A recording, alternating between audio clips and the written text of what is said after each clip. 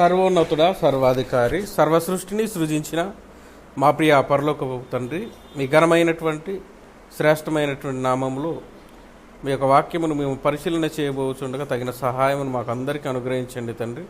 మీ మాటలు విని వాటిని విడిచిపెట్టకుండా వాటి ప్రకారంగా ఆలోచించగలుగుటకు మా అందరికీ తగిన సహాయమును అనుగ్రహించమని ఈ ప్రార్థనను మా ప్రభు రక్షకుడు మీ ప్రియకుమారుడైన యేసుక్రీస్తు యొక్క అతి పరిశుద్ధమైన పవిత్రమైన నామంలో అడుగుచున్న పరమ తండ్రి, ఆమేన్.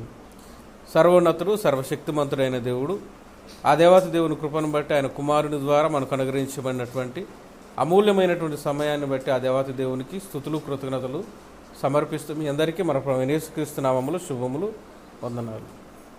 ఈ ఉదయకాల సమయంలో దేవుని యొక్క లేఖనాల్లో నుంచి ఒక విషయాన్ని యేసుక్రీస్తు ప్రభుల వారి ద్వారా మాట్లాడినటువంటి సందర్భాన్ని మీకు జ్ఞాపకం చేస్తాను. జాగ్రత్తగా మనం ఆలోచిద్దాం.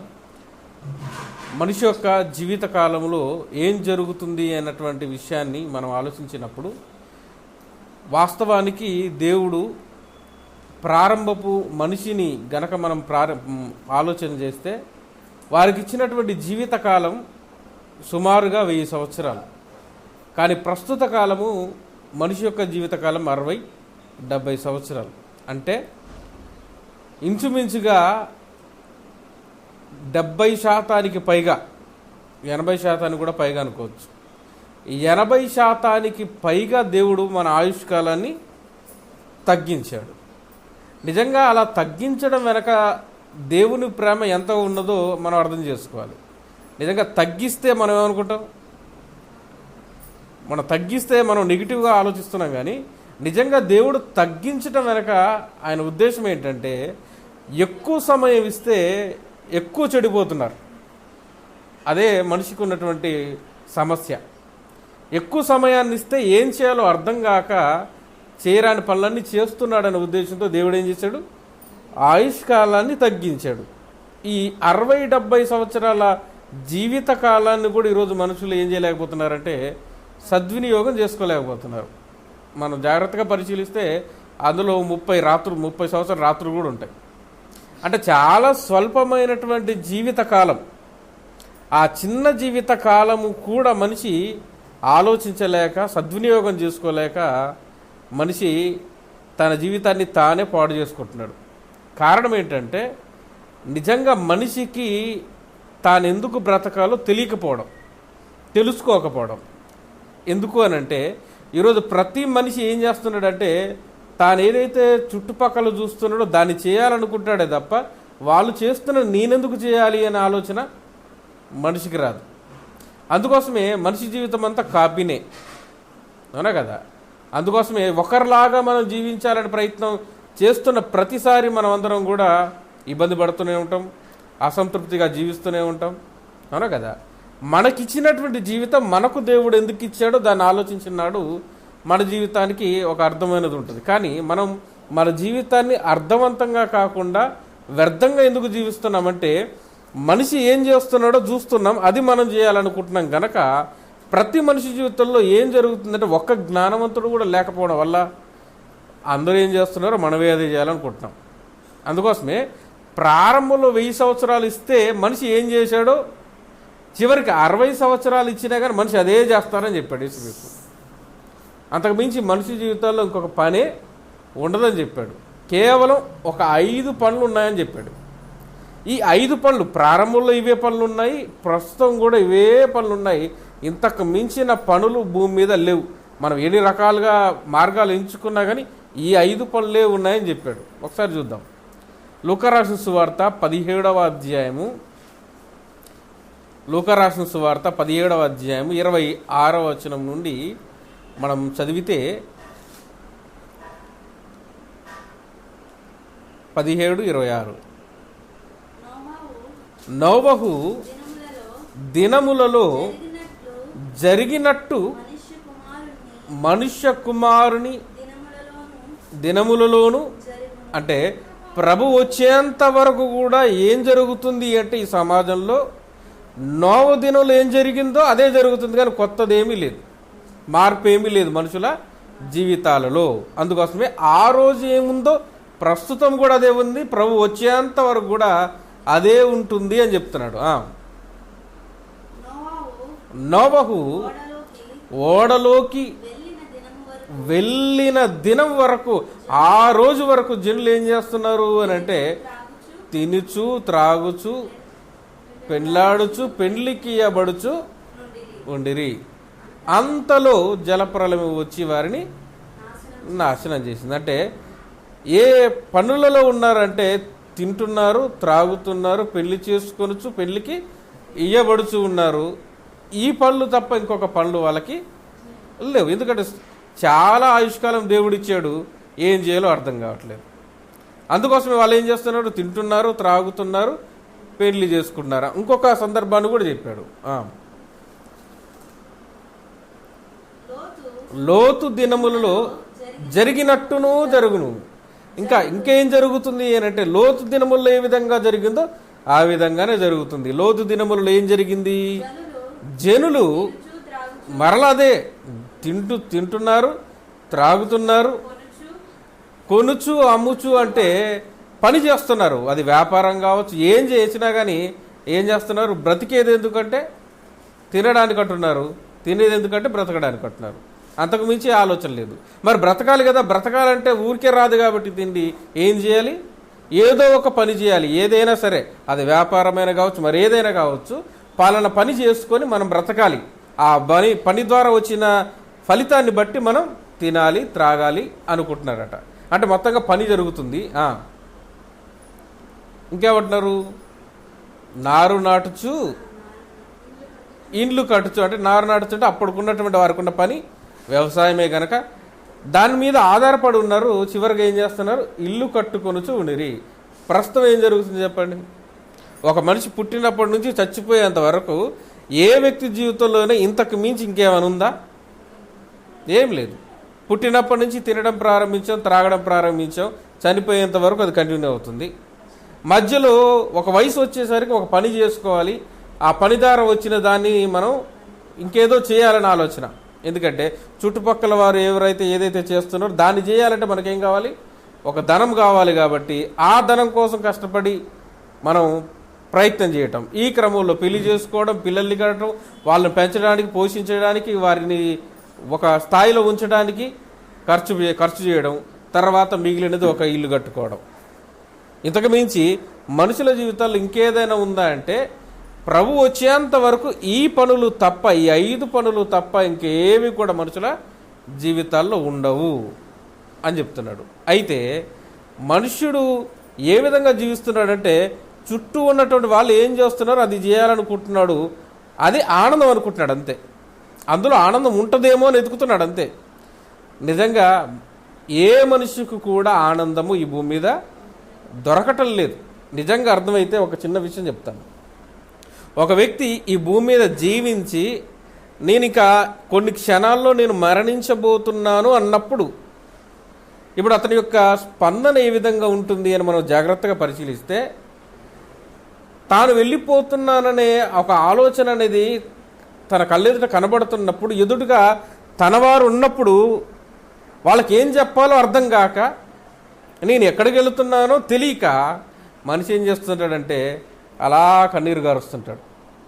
ఎందుకు ఏడుస్తున్నావు అంటే ఇట్లా అంటాడు అంతే. అంతకుమించి తల ఊపడం తప్ప సమాధానం లేదు. ఎందుకంటే తాను మరణించేటప్పుడు ఈ భూమి మీద నేను వచ్చాను, తిన్నాను, త్రాగాను, లోకం ఏం చేసిందో అది నేనంతా చేసేసాను. కానీ నిజంగా చూస్తే చివరి క్షణాల్లో నాకు అర్థమైంది ఏంటంటే ఇవేవి నాకు ఆనందాలు అని అనిపించలేదని నాకు అర్థమైంది. కానీ అసలు ఆనందం నాకు తెలియదు కదా నీకు చెప్పడానికి. అర్థమవుతుందా? ఇది ఆనందం కాదు అని నాకు అర్థమైంది, కానీ అసలు ఆనందం ఏంటిదంటే నువ్వు అడిగితే నేనేం చెప్పగలను? అందుకోసమే సమాధానం లేని ప్రశ్నగా నేను మిగిలిపోయి ఏం చేస్తున్నాను, కన్నీరు గారుస్తున్నాను. అది చెప్పడు, ఎవరికి చెప్పడు. ఏమనుకుంటాడంటే ఒకవేళ అనుకుంటే ఏమనుకుంటాడంటే మనసులో, పోనీ అసలు ఆనందం ఏడుదో తెలియదు కదా, ఈ కొద్ది కాలమైన ఆనందం అని బ్రతకనిగా. నిజంగా ఒక వ్యక్తి మరణించేటప్పుడు నిజంగా ఏం చేయాలంటే యాకోబు ఏం చేశాడు అదే చేయాలి. యాకోబు ఏం చేశాడు, తన మరణ శయ్యపై అలా పడుకుని ఉన్నప్పుడు తన కుమారులందరినీ పిలిపించి మరి ఒక మార్గ నిర్దేశకం చేసి తన స్వజనులకు వెళ్ళిపోతున్నానని చెప్పేసి వెళ్ళిపోయాడు ఆయన. అంటే ఒక లక్ష్యం అనేది ఉంది, తర్వాత ఏం జరుగుతుందో అవగాహన ఉంది. ఈ భూమి మీద నేను యాత్రికున్నాను. 127 సంవత్సరాల ఆ వయసులో ఆయన ఫరో ఎదుట అన్న మాట ఏంటంటే, నేను ఇంకా యాత్రికున్నే, యాత్ర చేస్తున్నానని చెప్పాడు. అంటే తన జీవితం గురించి తనకు ఒక స్పష్టమైనటువంటి అవగాహన ఈ భూమి మీద ఉన్నప్పుడే అతనికి వచ్చింది. అందుకోసమే తన పిల్లలకి మార్గనిర్దేశకం చేశాడు. కానీ ఈ భూమి మీద అలాంటి తండ్రులు లేకపోవడం వల్ల చివరికి చేసేదేమీ లేక ఏం చేస్తున్నారంటే చివరికి కన్నీరు విరడమే. మరి ఇంతకాలం బ్రతికిందంతా నిజంగా ఆనందం లేదా అంటే మనకు మనమే చెప్పగలుగుతాం. ఎలా అంటే చిన్నప్పుడు ఇదే వయసులో ఉన్నప్పుడు మనకు ఉన్నటువంటి ఆనందాలు ఇప్పుడు ఉన్నాయా? అవును కదా. మట్టిలో ఆడుకుంటారు, ఇప్పుడు మనం మట్టిలో ఆడుకుంటామా? వాళ్ళు చిన్న చిన్న వస్తువులతో ఆనందపడ్డారు, ఇప్పుడు వాటితో మీరు ఆనందపడగలరా?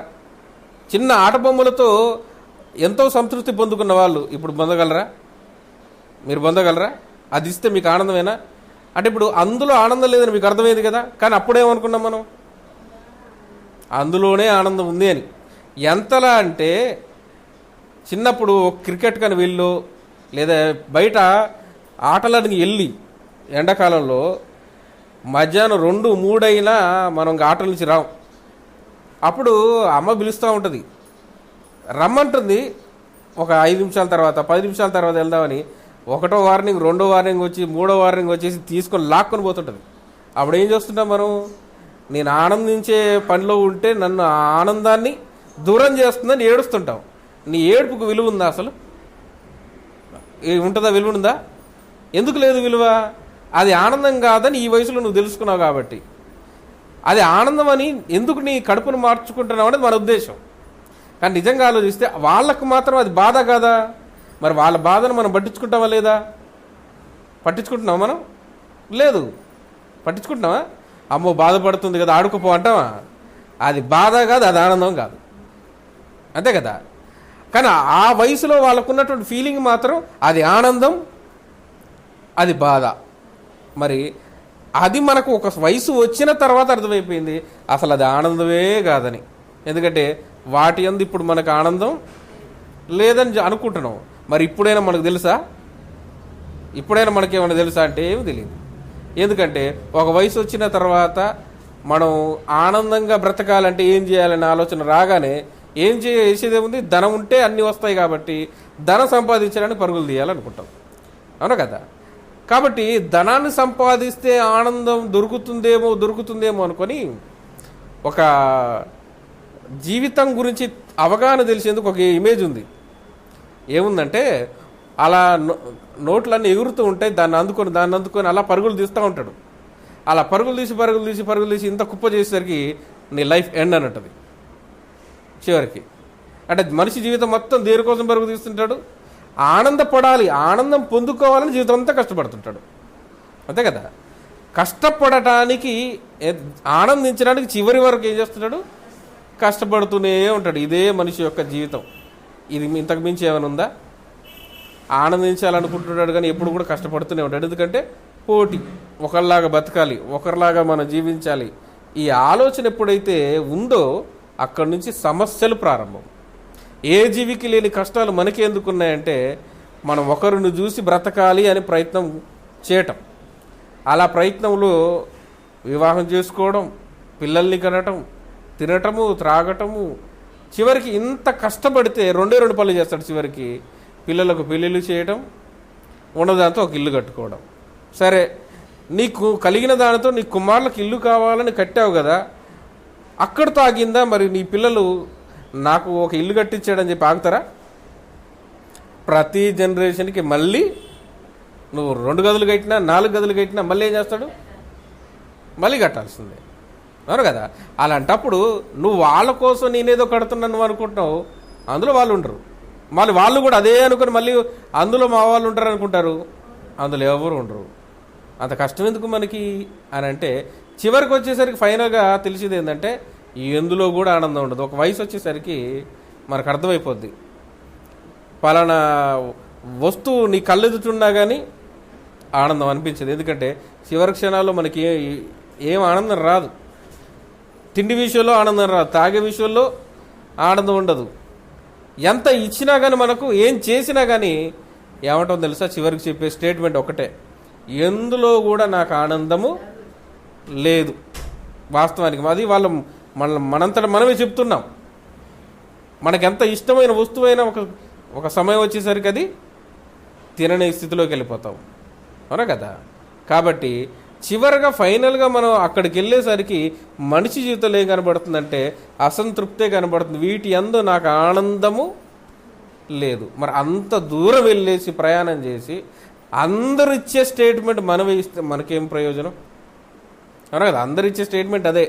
ప్రపంచానికి వాళ్ళు చెప్పని స్టేట్మెంట్ ఇది ఏడిది, వేటి యందు నాకు ఆనందం లేదు అని. కానీ మరి అసలు ఆనందం ఏడిదంటే చెప్పడానికి సమాధానం లేదు కదా సమాజానికి. కాబట్టి ఆ ప్రశ్న వేరు, సమాధానం గురించి అన్వేషించమని పిల్లలకు చెప్పరు. నేను కూడా ఇదే ఆనందం అనుకుని బ్రతికాను, నువ్వు కూడా ఏం చేయి, ఇదే ఆనందం అని బ్రతుకు, కనీసం కొద్ది కాలమైనా ఆనందంగా ఉంటావు అన్న ఒక ఉద్దేశంతో చివరికి వెళ్ళేటప్పుడు ఏం చేస్తాడు, చివరికి కన్నీరు గారుస్తాడు. అంతకు మించి మనిషి చేసేది ఏమి లేదు. కానీ దేవుడు అందుకోసమే ఈ యొక్క మనిషి జీవితంలో వీటి కోసం మనం బ్రతికి చచ్చిపోవడానికి కాదు, వీటన్నింటికంటే ముందే ఒక జీవిత సత్యం ఉందనేది తెలుసుకోవాలనేది దేవుడు మనకి ఈ గ్రంథాన్ని ఇచ్చాడు, అవునా కదా? దీన్ని తెలుసుకోకే మనుషులు ఏమవుతున్నారంటే తమ స్వనాశనాన్ని వాళ్ళే బాటలు వేసుకుంటున్నారు. అందుకోసమే ఈ జీవితాన్ని అంతటినీ పరిశీలించిన తర్వాత ఒక స్టేట్మెంట్ ఏంటంటే, మనుషుల జీవితాలను పరిశీలిస్తే జీవిత సత్యం ఏమిటంటే జీవితం ఒక అసత్యం, అంత అబద్ధంలో బతకడం. నిజంలో బతకట్లేదు వారు, అంత అబద్ధంలో బ్రతికి చనిపోవడం. వాళ్ళ దృష్టిలో అది జీవితం అంటే అసత్యమే. అందుకోసం దేవుడు మనల్ని ప్రేమించి ఒక భక్తుడి ద్వారా ఈ ప్రపంచంలో ఉన్నటువంటి వాటిలో ఎందులో ఆనందం ఉంది అని వెతికినటువంటి ఆయన సొలొమోను గారు, ఎందులో ఆనందం నాకు దొరుకుతుంది అని తన కన్నులను ఎన్నడూ కూడా ఇది నాకు అందదు కాబట్టి నాకు వద్దు అనుకునే స్థితిలో లేడు ఆయన. నా కన్నులు ఆశించిన వాటిని దేనిని నేను పొందకుండా నా కన్నులను అభ్యంతర పరచలేదు అన్నాడంటే, ఇక మనకంటే ఎక్కువగా ఆనందాన్ని వెతికినటువంటి వ్యక్తి ఈ భూమి మీద ఎవరంటే, ఎందుకంటే మనం ఎన్నో కావాలనుకుంటాం కానీ అన్నీ మన దగ్గరికి రావు, కొన్ని సందర్భాల్లో మనం పొందుకోలేం వాటిని.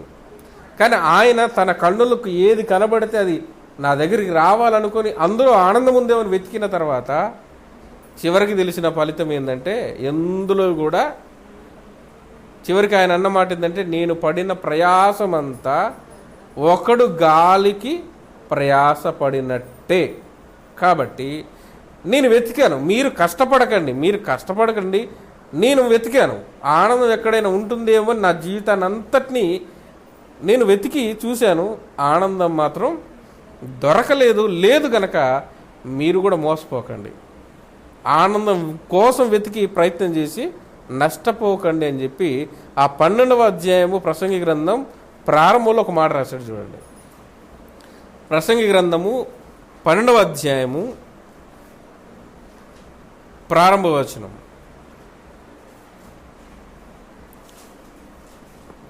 ప్రసంగి గ్రంథము 12వ అధ్యాయము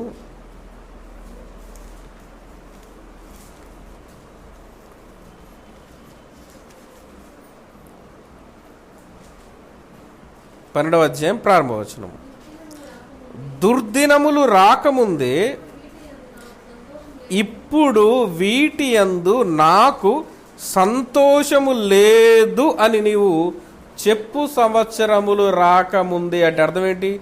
నువ్వు కూడా వెళ్ళి అదే స్థితిలోకి వెళ్ళిపోయి ఎందులో ఆనందం లేదు, నా జీవితం వ్యర్థమైపోయింది అని నువ్వు అదే స్టేట్మెంట్ ఇవ్వకుండా ఆ స్థితిలోకి వెళ్ళి నాకు వేటి యందు నాకు ఆనందము దొరకలేదు అని నువ్వు చెప్పకుండా ఏం చేయమన్నాడు?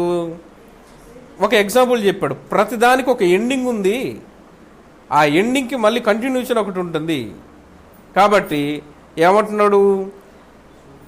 తేజస్సునకు వెలుగునకు సూర్యచంద్ర నక్షత్రములకు చీకటి కమ్మక ముందే, క్లోజ్ అంటే ముగింపు పలకక ముందే, వాన వెలిసిన తర్వాత మేఘములు మరలా రాకముందే, నీ బాల్య దినముల యందే సృష్టికర్తను స్మరణకు తెచ్చుకునము.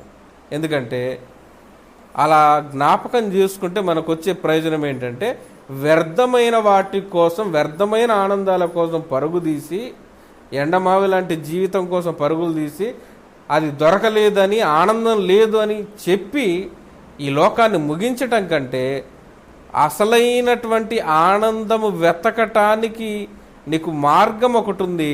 అదేంటిదంటే, నీ సృష్టికర్తను జ్ఞాపకం చేసుకుంటే బాల్య దినములందే నీ ఆనందం అనేది కోల్పోవు, వ్యర్థము కాదు, నష్టపోవు ఏ విషయంలో కూడా నీకు. ఎందుకంటే లేని దానికోసం, అబద్ధం కోసం పరిగెత్తేంత అవసరత మనకు రాదు.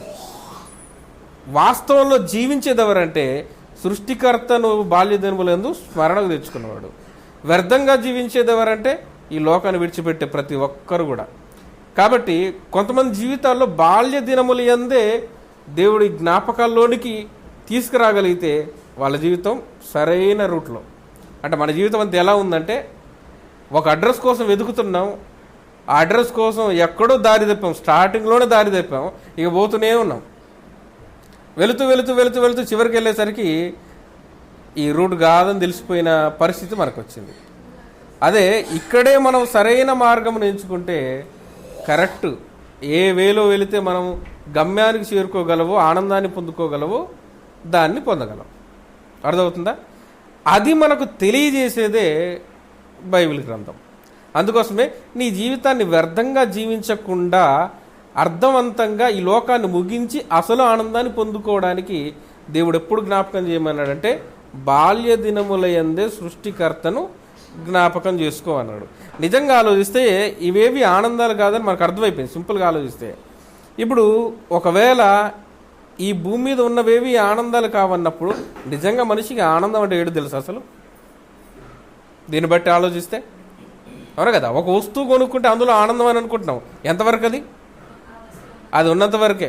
అది ఒక 2 రోజులు ఉన్న తర్వాత మళ్ళీ యథా మామూలు అయిపోద్ది. ఎంత విలువైన వస్తువైనా సరే, అవునా కదా.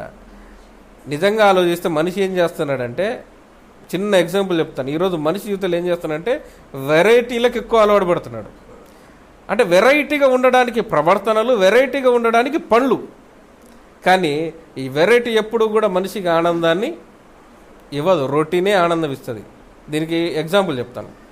ఒక వ్యక్తి అప్పుడప్పుడు మనం గిన్నీస్ రికార్డు ఎక్కడానికి చాలామంది రకరకాల ప్రయత్నాలు చేస్తుంటారు చూసారా.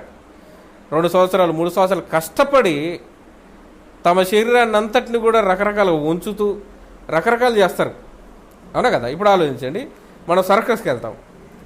సర్కస్కి ఎందుకు వెళ్తామంటే మనం చేయలేనివి ఏదో వాళ్ళు చేస్తారు, ఓకేనా, చేస్తారు. కళ్ళెదుట చేయగానే మనం ఏమంటాం చెప్పండి, చప్పుళ్ళు కొడతాం, బాగుంది బాగుంది అంటాం. అలా అదే ఫీట్ని 4 సార్లు చేసాడు అనుకో, ఏమంటాం చెప్పండి ఇప్పుడు, కొత్తది చేయంటాం. అది నువ్వు చేయలేవు, అయినా అది నువ్వు చేయలేవు. చూసేవాడికి ఎట్లుంటుందంటే, ఇది ఆల్రెడీ చూసిందే కదా ఇంకోటి చేయి అంటాడు. ఇప్పుడు వాడు ఎంత కష్టపడాలి? ఇప్పుడు వెరైటీ కోసం ప్రయత్నించేవాడు, కొత్తగా జీవించాలనుకునేవాడు ప్రతి క్షణం కష్టపడుతూనే ఉండాలి. కానీ రొటీన్ అనేది ఎవర్ గ్రీన్. నిజంగా ఆలోచిస్తే మీరు ఆలోచించండి, ఎప్పుడైనా మనం ఈ ప్రస్తుత సమాజపు పోకడలో మనం అలవాటు పడినటువంటి జీవితంలో వేసుకునే డ్రెస్సులు కూడా చూడండి. ఒకవేళ అబ్బాయిలు ఉన్నారనుకోండి, వేసుకునే జీన్సులు కానీ అవి చూడండి. మరి అప్పుడు మన తల్లిదండ్రుల ఫోటోలు ఉంటాయి కదా ప్రీవియస్గా, ఒకవేళ 20 సంవత్సరాలు 30 సంవత్సరాల క్రితం వెళ్తే వాళ్ళ హెయిర్ కటింగ్ ఎలా ఉంటుంది చెప్పండి, గుర్తుంది? ఎలా ఉంటుంది తెలుసా? ఇలా ఒక చెట్టు లాగుంటుంది, నిజమే కదా. ఆ కాలంలో అది ట్రెండే, కానీ ఈ కాలంలో ఎలా కనబడుతుంటారు వాళ్ళు? అలా వెరైటీకి వెళ్ళిన వాళ్ళు ఈరోజు ఎలా కనబడుతుంటారు? అంతెందుకు, మనం 10 సంవత్సరాల క్రితం మన ఫోటోలు చూసుకుంటే ఆ కాలానికి ట్రెండే, కానీ ఈ కాలానికి మనకు నవ్వు వస్తుంటుంది, ఇలా ఉన్నవి మనం అని. అంటే అదే సింపుల్గా ఫార్మల్ డ్రెస్ వేసి శారీ కట్టుంటే అది ఎప్పటికీ ఎవర్ గ్రీనే నిజంగా. అందుకోసమే ఇలాంటి కొత్త ఆలోచనలన్నీ అందరికీ ఏదో కొత్తదనం చూపించాలని మనిషి చేసే ప్రతి ప్రయత్నం ఇంకా అతన్ని ఏం చేస్తుందంటే ఇంకా రిస్క్లోనికే తీసుకెళ్తుంది. ఎందులో ఆనందం అనేది ఉండదు. నిజంగా ఆలోచిస్తే అసలు ఆనందం అనేది అసలు భూమి మీద మనిషికి అసలు లేదు అసలు వాస్తవానికి. ఎందుకంటే ఇవేవి ఆనందాలు కావన్నప్పుడు ఆనందం అనేది ఎప్పటికీ శాశ్వతంగా ఉండాలి కదా, అవునా కదా. ఆనందం అనేది శాశ్వతంగా ఉండేదే అసలు ఆనందం.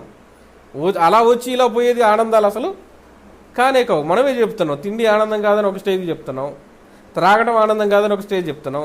పెళ్ళి కూడా నిజంగా ఆలోచిస్తే ఒక స్టేజ్కి వచ్చేసరికి అందరూ కూడా ఏమనుకుంటారు, అసలు అనవసరంగా పెళ్లి చేసుకున్నాం, ఇదంతా ఇబ్బంది పడుతున్నాం అనే ఫీలింగ్లోకి వెళ్ళిపోతున్నారు.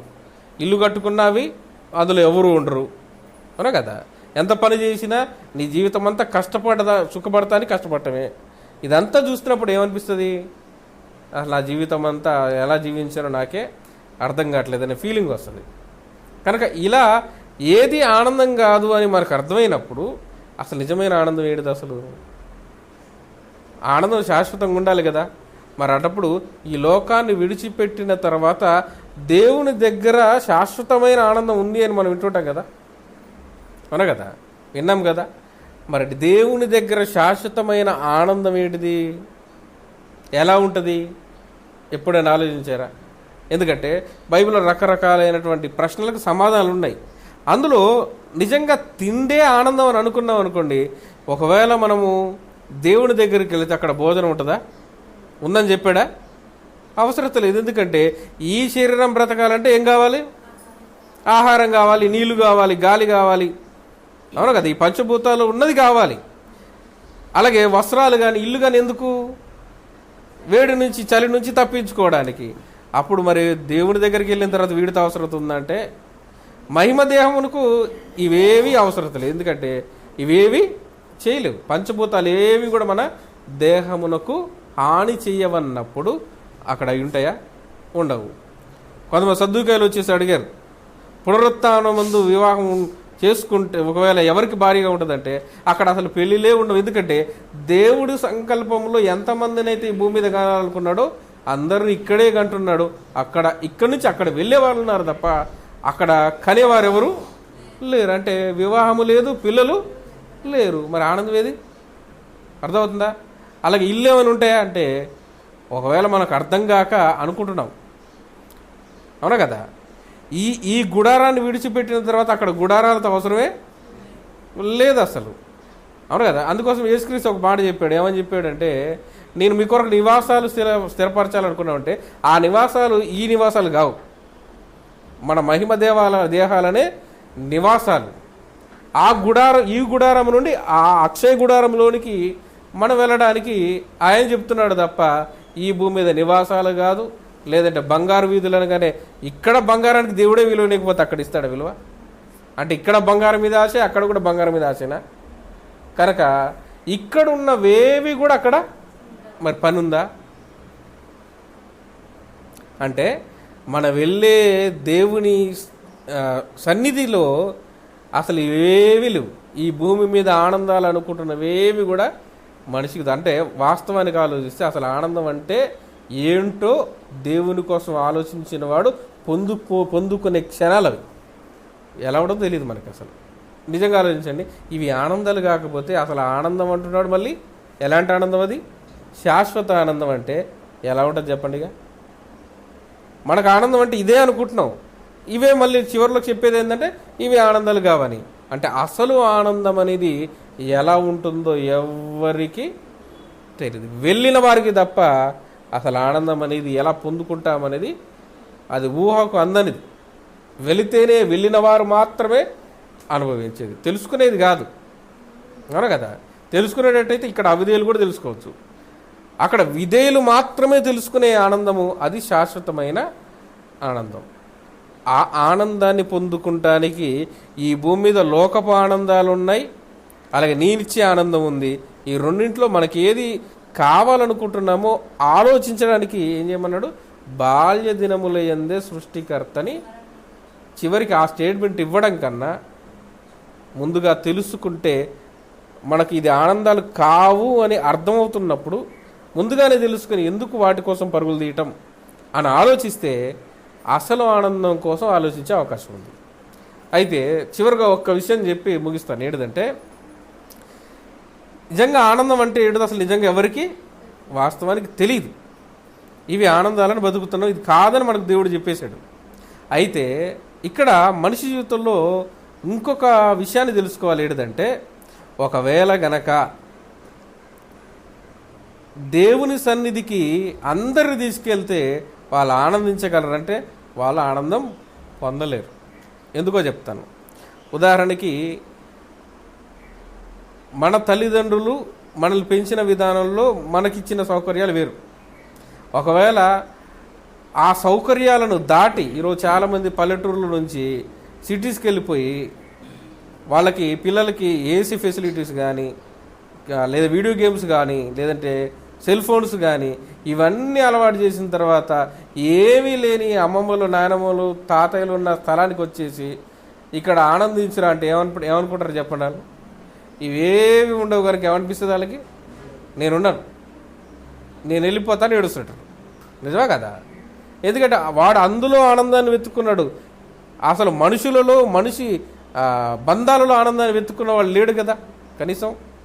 అందుకోసమే వస్తువుల్లో ఆనందాన్ని వెతుక్కున్న వాడు ఇక్కడ ఆ వస్తువులు సౌకర్యాలు లేకపోయేసరికి ఏమనుకుంటాడు, నేను వెళ్ళిపోతాను ఏడుస్తుంటాడు. నిజమే కదా? మరి అప్పుడు ఒకవేళ అందరినీ పరలోకం తీసుకెళ్తే అసలు ఇదే ఆనందం అని బ్రతికేవాడు అక్కడ అవేవి ఉండనప్పుడు ఎట్లా ఆనందిస్తాడు చెప్పండి? అవునా కదా? ఇవి ఆనందాలు కావని తెలుసుకొని వీటి కోసం బ్రతకని వాడు అక్కడ బ్రతకగలడు. ఇవే ఆనందాలను బ్రతికేవాడు అక్కడ ఉన్నా ఉండలేడు. అందుకోసం దేవుడు అంటాడు, నువ్వు నా దగ్గర ఉండలేవురా అంటాడు. అంతే. నిజంగా ప్రపంచానికి దేవుడిచ్చే ఆన్సర్. ఎందుకు అందరిని చేర్చొచ్చు కదా అంటే, నువ్వు నా దగ్గరకు వచ్చిన నా దగ్గర ఏ ప్రయోజనం ఉండదు. ఎందుకంటే నువ్వు అనుకున్న ఆనందాలు నా దగ్గర ఏవి ఉండవు కాబట్టి. కనుక ఇవి ఆనందాలు కావని పక్కన పెట్టినవాడు అక్కడ ఆనందంగా ఉండగలడు. ఇక్కడ ఆయన ధర్మశాస్త్రమునందు ఆనందించిన వాడు ఆయన దగ్గర ఆనందించగలడు. ఈరోజు వాక్యమునందు ఆనందించే వాళ్ళే అక్కడ ఆనందించగలరు. అనగా ఇప్పుడు వాక్యంతో మనకేం చెబుతుంది? వేటిని ఆనందించాలి, వేటిని ఆనందించకూడదు, వేటిని పక్కన పెట్టాలి, వేటిని స్వీకరించాలి. ఈ రెండింటిని సపరేట్ చేసి మనకు అసలు ఆనందాన్ని పొందుకోవడానికి సూచనలు ఇచ్చింది. ఇది కలిగి ఉన్నా కానీ ఆనందం అంటే ఏంటి అన్నప్పుడు మళ్ళీ లోకం దారిలో వెళ్ళామనుకోండి, ఇది కలిగి ఉన్నా మనం ఏం లాభం? మనకేమైనా ప్రయోజనం ఉందా? ఇది తెలుసుకునేది ఎందుకు అని అంటే, లోకానికి వేరుగా అసలు విషయాన్ని వాస్తవాన్ని తెలుసుకొని వాస్తవంలో బ్రతకడానికి. ఈ వాస్తవం దగ్గరుండి కూడా మనం ఏం చేస్తున్నామంటే మళ్ళీ లోకం ఏంది ఏ విషయాల్లో ఆనందాన్ని వెతుకుతుందో అదే విషయాల్లో ఆనందం. ఆ పనులు చేయొద్దని చెప్పట్లేదు. ఏమన్నాడు? ఏ విషయంలోనైనా తగు మాత్రం అన్నాడు. అవునా కదా? ఏ విషయంలోనే ఏమన్నాడు? తగు మాత్రం అన్నాడు. కొన్ని విషయాల్లో నువ్వు ఆనందించో, ఎక్కువగా ఆనందించకన్నాడు. అవునా కదా? ఎంత కావాలో మనకు అంతవరకే, ఎక్కువ వద్దు, కష్టపడద్దు. ఎందుకు అంత కష్టపడడం?